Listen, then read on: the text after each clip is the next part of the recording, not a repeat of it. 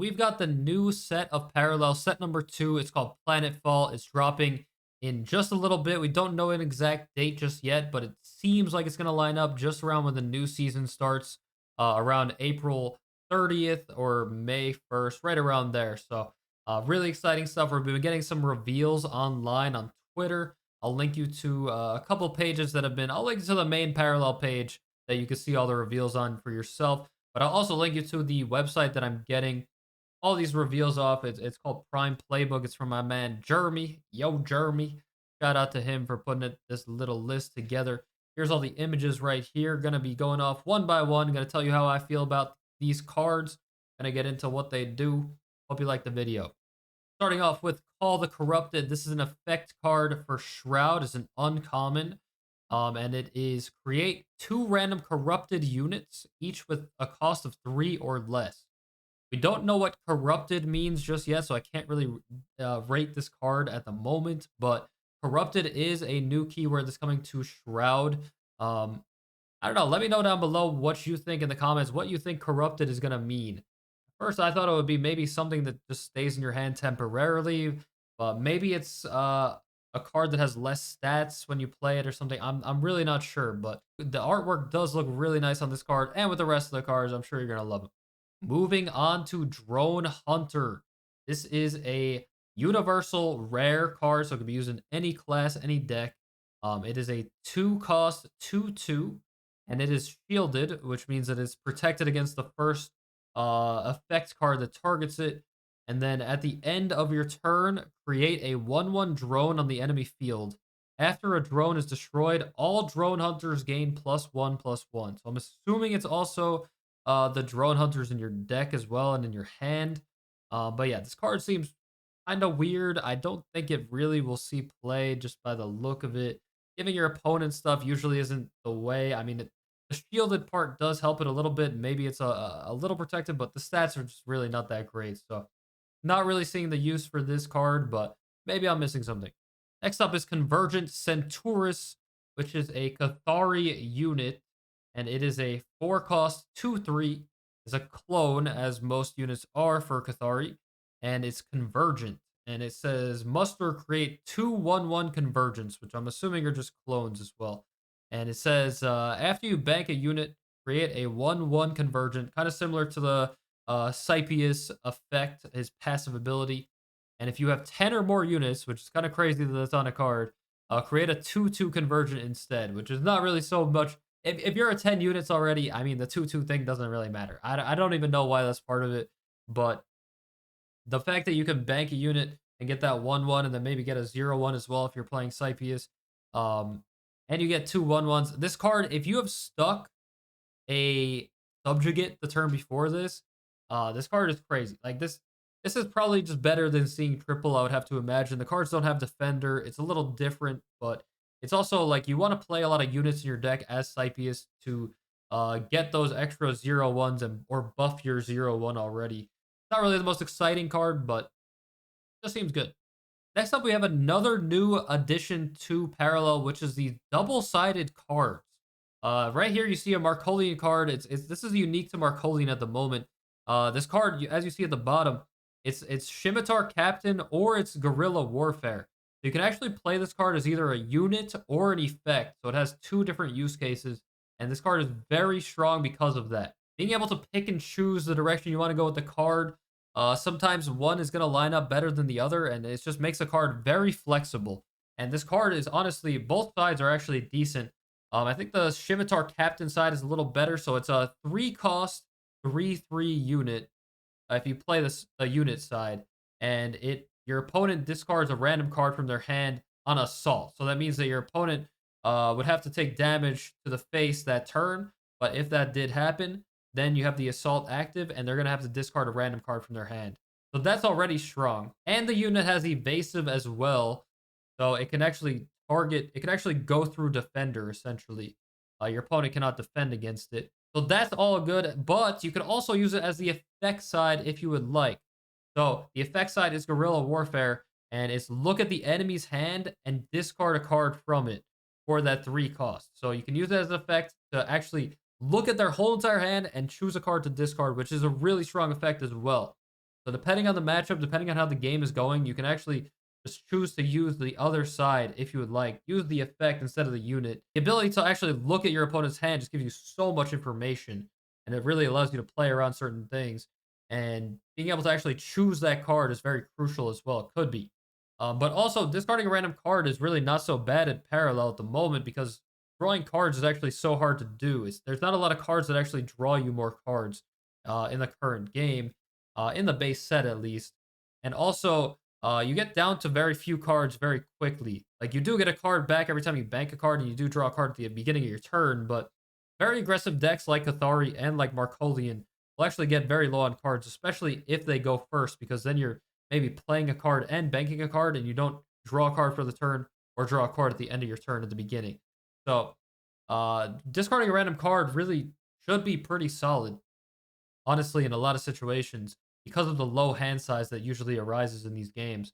But I wouldn't sleep on that second effect. It is 3 costs to do this, to play the effect, and you don't get a body on the board. It's a little expensive for that effect, but could be a very powerful effect that could set you up for the late game. Or you could also just take away a really key piece of what your opponent's trying to cook.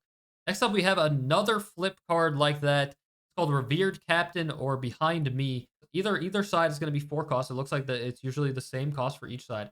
And then if you choose the unit is a 3/4 that says friendly 1 cost units have +1/+1. It's a Markolian rare. If you know Markolian, they have a lot of 1 cost units on the board. We're going to go over another 1 cost unit in a little while, but I mean, that seems pretty decent already. They do have a defender card that cannot attack that gives +1/+1 to all their units. So it is kind of comparable to that, but this unit can attack as well. But the really good thing about this card is that it's also flexible because you can use the effect as well. So the effect for 4 energy, the target friendly unit and the units adjacent to it can't be damaged or destroyed until the start of your next turn.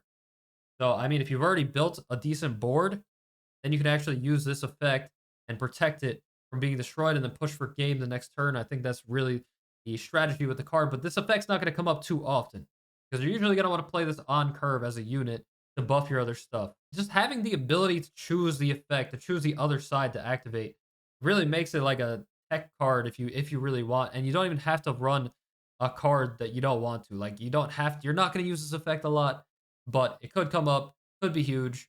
But I mean, it doesn't come at any downside just by playing one of these flip cards usually. Like as long as one of the effects is consistently good, like it is with the unit side, then I mean, this seems like a win-win to me. Next up, we have a Shroud legendary card right here. This is Adira the Ill Omen. This is a 5 cost 2/2, which is pretty bad stats, very similar to Kozo. So it must have a powerful effect, right? And it really does. It really does, man. Battle ready, so it can attack the turn that is played, and it has evasive, so it can target whatever and not get messed up by defenders. Then we have when this unit attacks, look at the top 3 cards of your enemy deck, play one of them, and put the others into your singularity. So I mean, that's a lot to digest right there. Um, that's really good. I can tell you that with certainty. I mean, you could totally low roll, but on average, I would think you would hit something decent. And just the ability to take the cards out of there and put them into your singularity as well. Choose which ones go into your singularity. I think this card is really, really strong, and this is, I'm sure, going to be run in probably every Shroud deck. Yeah, you're gonna want to look out for this one. If this one's cheap right now, I'm about to check the price on this because this is gonna go crazy. I'm not so crazy about the art though. It honestly looks like a Trolls doll. I'm gonna put a picture on the screen. It's just like funny to me. I don't know. And the face is kind of weird. The hair is kind of interesting. But yeah.